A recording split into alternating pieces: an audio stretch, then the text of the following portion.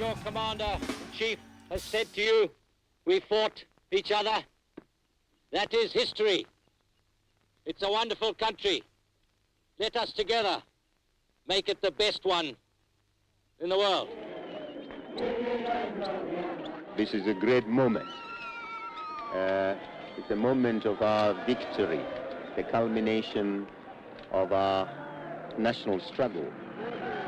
The people of Zimbabwe, whether we are black or white, we will ensure that there is a place for everybody in this country.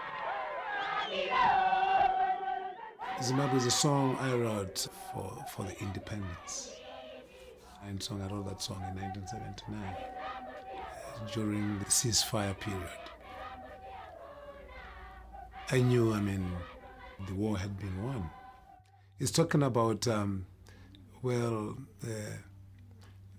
about the settlers, that they had relaxed and forgotten that they don't own the land, and it was like now there's a realization that the owners of the people have stood up